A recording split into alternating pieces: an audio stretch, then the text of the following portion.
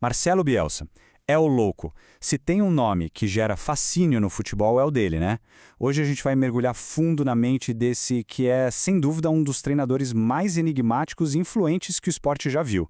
O sistema tático dele é quase uma lenda. Famoso pela intensidade, claro, mas acima de tudo por um nível de detalhe que é surreal. E olha só, essa admiração não é pouca coisa, não.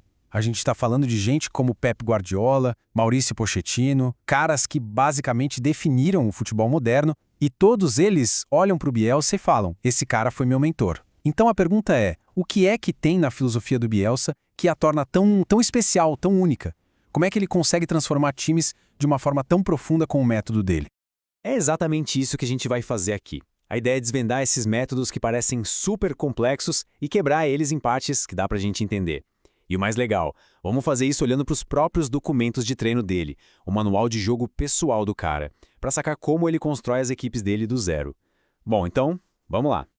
Para começar, uma ideia que pode até soar meio contraintuitiva, sabe? Todo mundo fala do ataque super agressivo do Bielsa, aquela avalanche, mas a verdade é que tudo isso é construído em cima de uma fundação defensiva que é, assim, incrivelmente sólida.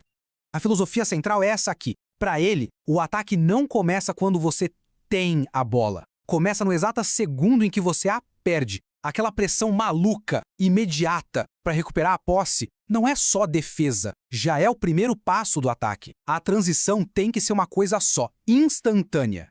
E agora, olhem isso aqui. É aqui que a gente começa a entender o nível da obsessão dele. O que a gente está vendo é só um pedacinho, uma fração da lista completa de exercícios defensivos dele. Repara só, cada exercício tem um nome, é categorizado, é treinado até a exaustão, ele cobre até adaptações contra sistemas específicos, como tá ali contra um 4-2-2-2. É um nível de detalhe absurdo. E esse diagrama aqui, ele mostra isso na prática. Cada cenário defensivo possível é desenhado e treinado.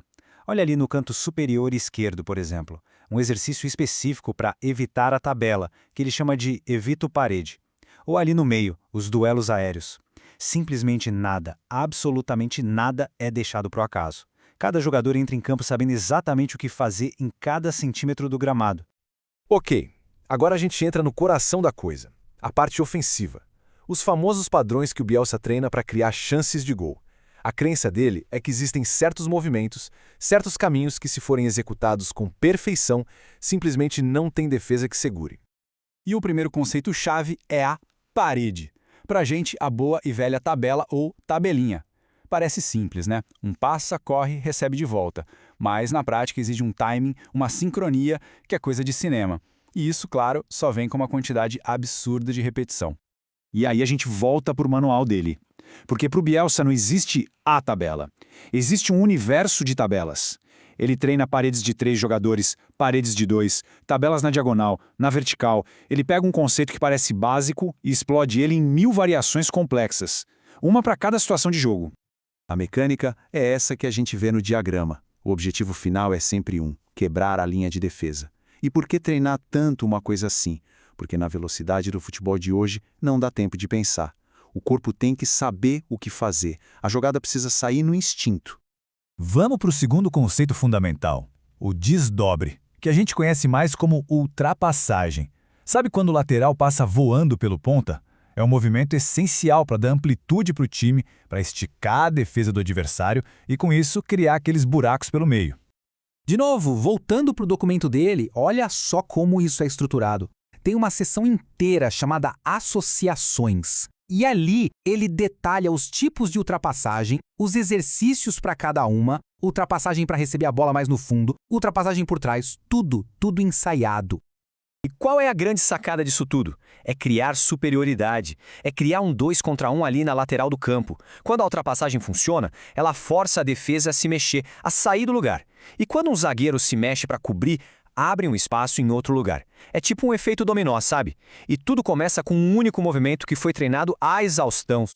Beleza, a gente viu os exercícios isolados, as pecinhas do quebra-cabeça. Agora vamos ver como o Bielsa junta tudo isso no laboratório dele para criar um domínio de verdade, fluido, dentro do jogo.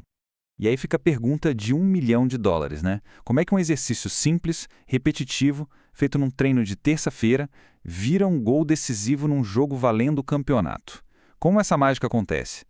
Essa imagem aqui explica tudo. Na esquerda a gente tem um exercício bem básico, finalização 1 contra o goleiro. É o fundamento, a habilidade individual pura. Agora olha para a direita. Um padrão de ataque super complexo, com um nome e sobrenome, envolvendo vários jogadores, vários movimentos ao mesmo tempo. Aquele fundamento da esquerda é só o primeiro tijolinho. Ele é a base para construir essa jogada coletiva muito maior. No fim das contas, o objetivo é esse: criar respostas automáticas. É sobre transformar pensamento em puro instinto.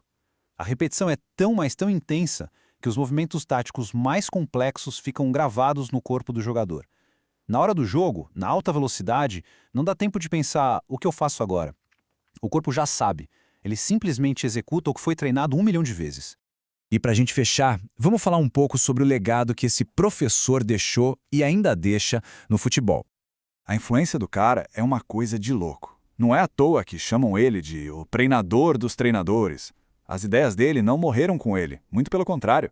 Elas se espalharam, foram estudadas, adaptadas por uma geração inteira de técnicos de elite que beberão da fonte dele para construir suas próprias carreiras de sucesso. Então, resumindo a ópera, pressão intensa e implacável, uma tática que busca o gol o tempo todo na vertical e uma preparação que beira a obsessão. Essas 3 ideias centrais do Bielsa não apenas marcaram a carreira dele, elas simplesmente mudaram a forma como o futebol é jogado e pensado no mundo inteiro. E para terminar, fica aqui uma provocação. Esse método do Bielsa, essa intensidade total que ele exige dele mesmo e dos jogadores, que cria um futebol espetacular, mas que muitas vezes queima todo mundo no processo, será que isso é o futuro do esporte? O modelo a ser seguido? Ou é mais como uma obra de arte, uma coisa linda, única, mas que no fim das contas é impossível de sustentar por muito tempo? A pergunta fica no ar.